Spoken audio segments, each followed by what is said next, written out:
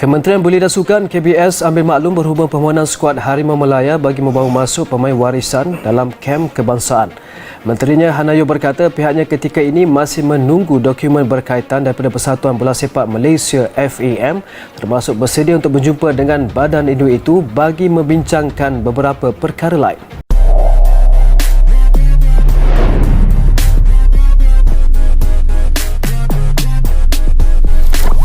Setakat ini saya belum dapat apa-apa lagi dokumen, jadi saya percaya bila mereka dah bersedia, FAM akan berjumpa dengan kita lah.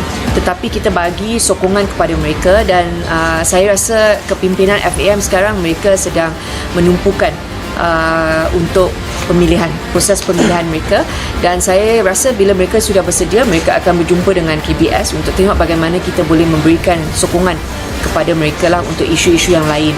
Kalau dia jadi Presiden FAM bagi aku, baguslah, sebab dia yang mengasaskan FDP. Bagi aku masa dia jadi Menteri Belia dan Sukan, bagus juga Malaysia, Dan bila dia dalam sesuatu jawatan kuasa seperti FAM, dia ada pengalaman. Dia tahu tentang bola. Lagi dia fan Manchester United. Korang tak tahu ke kan, KJ fan Manchester United. Bagi aku okey je. Kalau dia jadi Presiden FM, aku setuju. Boleh je. Sebenarnya Presiden ni tak kisah siapa, bukan kena TMJ pun. Nak kena ada orang dalam je sebenarnya. Ketibaan Klamoski bermakna ketiga-tiga tonggak penting dalam revolusi Harimau Melaya sudah tiba di ibu negara untuk memulakan tugas masing-masing. Kehadiran ketiga-tiga tonggak ini adalah sebahagian usaha revolusi Harimau Melaya yang diilhamkan pemangku Sultan Johor Tunku Mahkota Ismail. Jadi, kami sebagai peminat Harimau Melaya menunggu perkembangan berikutnya mengenai pemain-pemain Harimau Melaya yang baru. Sudah tentu kita menunggu perkembangan mengenai pemain warisan dan pemain naturalisasi yang bakal diumumkan.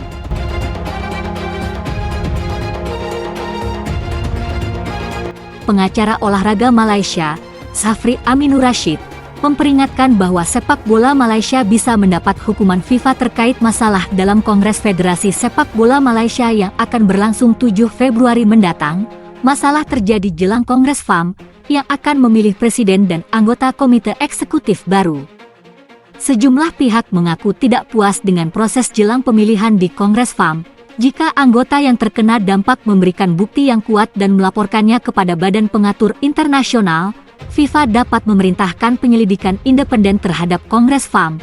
Jika terjadi pelanggaran serius, FIFA dapat memerintahkan pemilihan ulang, membekukan FAM hingga pemilihan baru selesai, atau menunjuk kepengurusan sementara untuk FAM, ucap Zafri dikutip dari New Straits Times. Asosiasi Sepak Bola Negeri Sembilan dan Asosiasi Sepak Bola Cina Malaysia dilaporkan telah menyuarakan kekhawatiran mereka tentang tidak diterimanya formulir nominasi kedua. Sementara Asosiasi Sepak Bola Kuala Lumpur diduga telah diberikan formulir tersebut. Jika ini terbukti benar, hal itu mencerminkan ketidakkonsistenan prosedural yang dapat menjadi alasan untuk menantang keabsahan hasil pemilihan. FIFA dapat melihat ketidakkonsistenan tersebut sebagai pelanggaran keadilan mendasar, dan ini harus diselesaikan sebelum Kongres dilanjutkan, kata Zafri. Hukuman terhadap Perlis FA dan Kelantan FA semakin memperumit masalah. PFA dibekukan karena gagal mematuhi arahan sebelumnya dari FIFA dan FAM, sementara penangguhan terhadap KAFA terjadi karena dugaan pelanggaran konstitusional selama proses pemilihan Kongres sebelumnya. Asosiasi Sepak Bola Negeri Sembilan dan Asosiasi Sepak Bola Cina Malaysia dilaporkan telah menyuarakan kekhawatiran mereka tentang tidak diterimanya formulir nominasi kedua. Sementara Asosiasi Sepak Bola Kuala Lumpur diduga telah diberikan formulir tersebut. Jika ini terbukti benar, hal itu mencerminkan ketidakkonsistenan prosedural yang dapat menjadi alasan untuk menantang keabsahan hasil pemilihan. FIFA dapat melihat ketidakkonsistenan tersebut sebagai pelanggaran keadilan mendasar, dan ini harus diselesaikan sebelum Kongres dilanjutkan, kata Zafri. Hukuman terhadap Perlis FA dan Kelantan FA semakin memperumit masalah. PFA dibekukan karena gagal mematuhi arahan sebelumnya dari FIFA dan FAM, Sementara penangguhan terhadap Kafa terjadi karena dugaan pelanggaran konstitusional selama proses pemilihan Kongres sebelumnya, ada kabar menarik dari persepakbolaan Malaysia.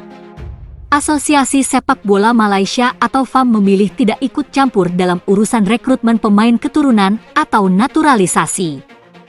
Berbeda dengan kondisi di Indonesia saat PSSI sangat gencar memaksimalkan program naturalisasi sebagai upaya untuk mendapatkan kewarganegaraan Indonesia bagi pemain sepak bola asing agar bisa bermain untuk tim nasional Indonesia.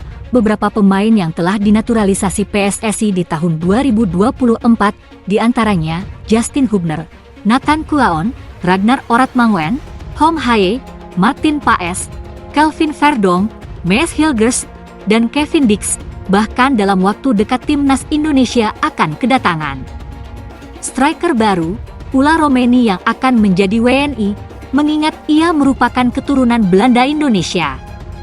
Mereka ini sudah membuktikan kontribusinya, baik saat masih diasuh Shin Taeyong dan kini akan dipoles Patrick Kluivert.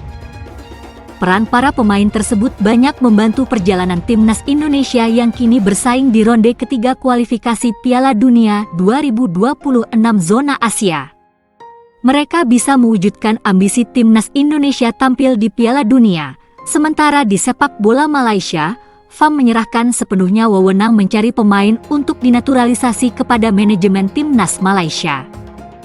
Melansir pemberitaan dari Berita Harian, Wakil Presiden FAM Datuk Muhammad Yusof Mahadi menginformasikan perekrutan pemain keturunan sepenuhnya menjadi tanggung jawab manajemen baru tim berjulukan Harimau Malaya.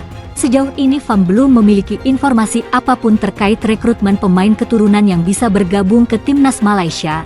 Namun yakin pihak terkait sedang aktif menangani hal tersebut. FAM menyerahkan kepada manajemen baru Harimau Malaya untuk mencari dan merekrut pemain keturunan. Untuk semakin memperkuat skuad Harimau Malaya, ujarnya, Senin, 21 Januari 2025. Datuk Muhammad Yusof Mahadi menambahkan orang-orang yang duduk di manajemen timnas Malaysia dirasa lebih mengetahui kebutuhan dan peran para pemain yang akan dinaturalisasi. Mereka lebih memahami dan tahu berdasarkan kebutuhan tim Harimau Malaya. Oleh karena itu, kita tunggu saja pengumuman manajemen baru skuad nasional. Lanjut dia, FAM akan membantu dokumentasi dan beberapa hal lainnya.